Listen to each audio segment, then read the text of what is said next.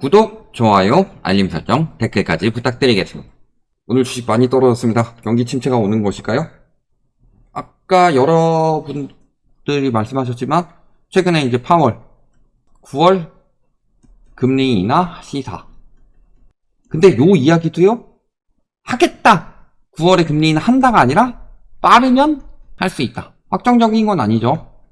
이런 이야기를 했던 거고, 그 전에 옐런이 리버스 오퍼레이션 트위스트를 통해서 기준금리 1%포인트 정도 떨어뜨린 효과를 내고 있다. 이것도 하는 이유가 무엇 때문이겠어요? 이런 것도 하고 이런 것도 하고. 옐런 언제부터 돈 풀었어요?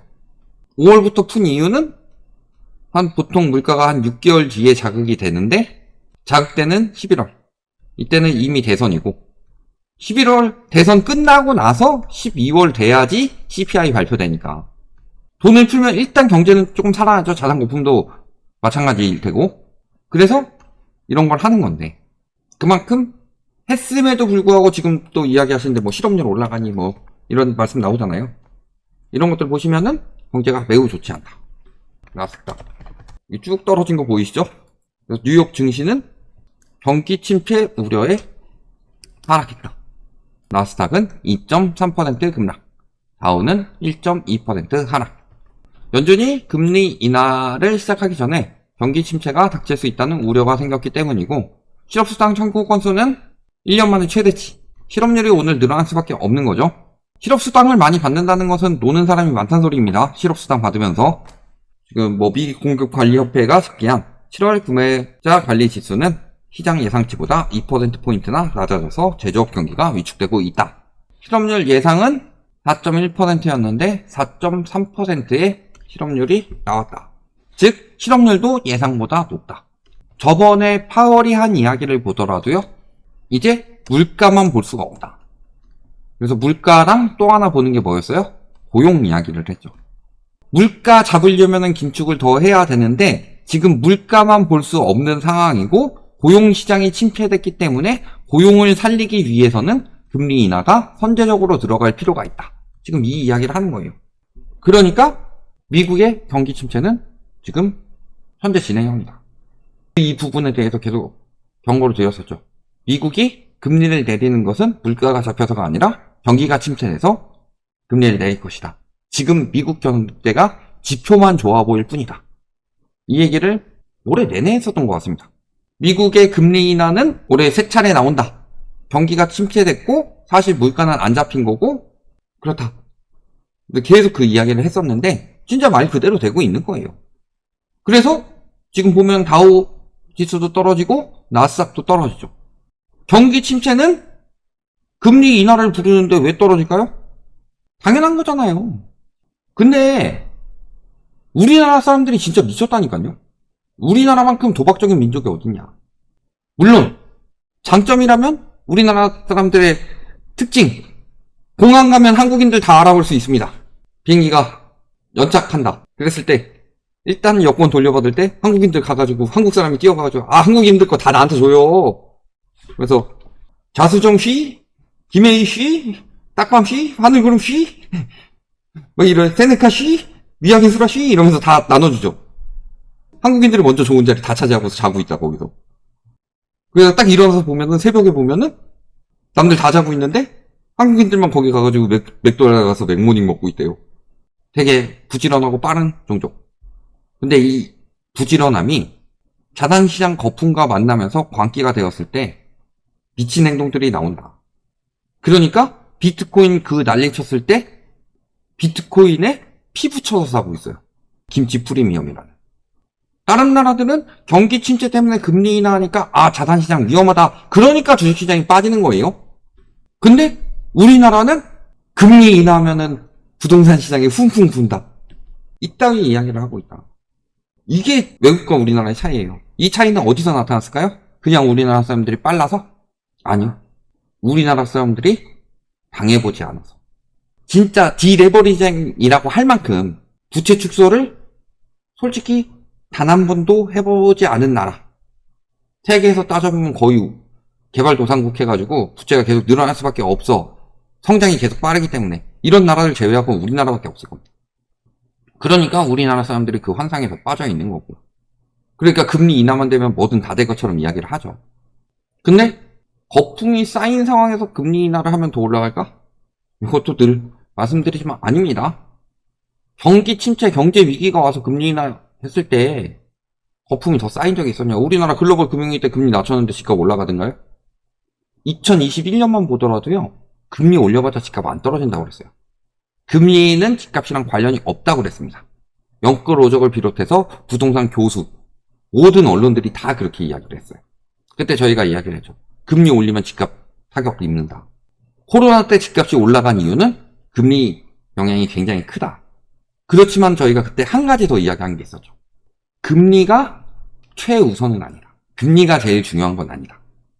지금 우리나라에 그 거품이 쌓일 수 있었던 것은 DSR 제도 확립이 늦었기 때문이고, DSR 제도 확립이 되면은 금리보다 그게 훨씬 더 세다. 그래서 저희가 스트레스 DSR에 대해서도 엄청 이야기를 많이 한 게, 스트레스 DSR은 우리나라의 그 늦은 DSR 제도로 인해서 생겨날 부실을 더 줄이겠다. 그 취지로 하는 건데 그걸 9월로 미뤘죠. 왜? PF 문제 때문에. 근데 PF 문제는 DSR이랑 원래 관련이 없습니다. 엄밀히 따지면. 그렇잖아요. PF는 시행사 부채고 DSR은 가계부채인데. 근데 PF 문제 때문에 DSR을 연장을 했다는 거, 스트레스 DSR 도입을 연장을 했다는 거는 무슨 소리다? 가계부채로 PF 문제를 막겠다는 정부의 수책이었다. 요거를 말씀을 드렸었고, 근데 늘 말씀드리는 부분이 뭐다? 이번 정부는 솔직히 집값 잡을 생각이 없어요. 지금도 나오는 거 봐봐요. 정책 대출 규제 한 대 놓고 실효성 하나도 없는 정책들만 내고 있지. 그렇지만 집값 잡을 생각은 없더라도 경제 위기가 터지도록 주지는 않겠죠. 집값 왜 폭락 안 시키려고 할까요? 집값 폭락하면은 경제가 한동안 굉장히 오랫동안 침체되니까. 왜냐하면 집값 떨어지는 시기는 길게 떨어지기 때문이죠. 그렇기 때문에 경제 위기 때문에 집값을 못 잡는 이유가 가장 큽니다. 정치인들에게 제일 중요한 건 지지율이다. 근데 그 집값 안 폭락하게 하려고 하다 보니까 다른 경제 위기가 터지게 생겼다. 안 그래도 가계부채발 경제 위기가 굉장히 크죠. 우리나라 내수시장이 죽은 이유는 물가 때문일까요? 부채 때문일까요? 물가 때문이라면은 조금 더 싼 거 사면 됩니다. 근데 부채 때문이라면은 싼 것도 못 사요. 그러니까 비소비 지출이라는 게 얼마나 위험해. 빚이 얼마나 위험한 건지를 모른다. 왜? 아예 안 되면은 파산하고 회생하면 되지 뭐. 가장 큰 문제는 그거죠. 어차피 흑수저인데 노력해서 음수저도 못 올라갈 것 같아. 동수저도 못 올라갈 것 같아.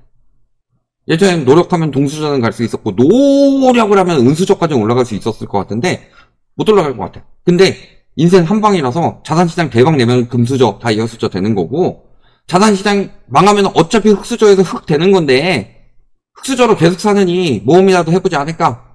모험이라도 하는 게 모험이라도 해가지고 되는 게 좋지 않을까. 그러니까 복권이랑 똑같아요. 복권도 사람들이 많이 들어와야지 당첨자가 돈을 많이 받는 거죠. 당첨자가 많이 나올수록 내가 받는 돈은 줄죠. 마찬가지예요. 부동산 시장도. 자금이 많이 모여야지 내가 당첨됐을 때 부자가 되는 거다. 로또랑 똑같다. 로또보다 조금 더 실력이 필요한 거고, 로또처럼 100% 운은 아니니까.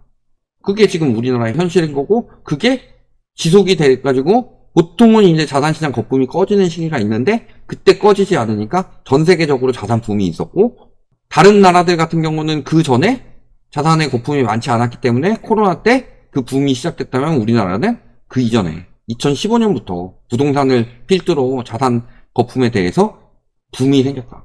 그 붐이 꺼지지 않고 오래되니까 이게 뉴 노멀인 것처럼 알고 있을 뿐인 거다. 그래서 그렇게 길게 호황기를 맞았을 때 떨어지면 어떻게 될까요? 일본 버블이 생겼을 때 호황기가 한 6년 정도 됐습니다. 우리나라는 그거보다 더 길었죠. 그래서 일본 버블보다 하다못해 PIR만 비교하더라도 당시에 소득 대비 도쿄 집값보다 현재 소득 대비 서울 집값이 더 비싸다. 소득 대비 강남도 아니고 소득 대비 서울 집값이 더 비싸다. 그러니까 한 가지만 생각하시면 돼요. 결론적으로. 경기 침체가 왔을 때 우리나라는 언론들을 보면은 금리 인하하니까 호재다. 훈풍이 분다. 주식 전문가든 부동산 전문가든 다 그딴 이야기 하고 있는데 외국 딱 보면 경기 침체돼서 금리 인하 가능성이 높아지니까 오히려 주식이 떨어진다. 주식에 먼저 반응하니까. 그리고 미국 같은 경우는 코로나 때 저금리 때 산 사람들, 우리나라처럼 5년 고정금리가 아니고 거기는 평생 고정금리가 많기 때문에 부담이 안 늘어나서 부동산 시장 버티니까 굉장히 더디게 변할 거고, 미국은 우리나라보다 거품도 덜 쌓였고 변화도 더딜 거예요. 근데 그 빠져나가는 걸 보더라도 눈치를 못 채면 안 된다. 예를 들어서요, 내가 무인도에 표류를 했어요. 막 무인도에 표류하는 뭐 만화 뭐 이런 것들 보면은 서바이벌 지식들이 엄청나게 많거든. 그래도 쥐가 막 빠져나가요. 때를 지어서. 아, 지진이나 뭐나 천재지변이 일어나겠구나. 아는 사람들은 그렇게 행동해요. 근데 모르는 사람들은 어떻게 하겠어요? 와, 쥐들 다 도망갔다. 신난다. 편하게 동굴에서 식량 보관하고 이랬는데 막 쥐들 때문에 골철이 아팠는데 쥐도 없다, 편하다, 쉬어야지 하다가 그 동굴 무너져가지고 깔려 죽는 거다. 이게 답이에요. 여기까지 말씀드리겠습니다.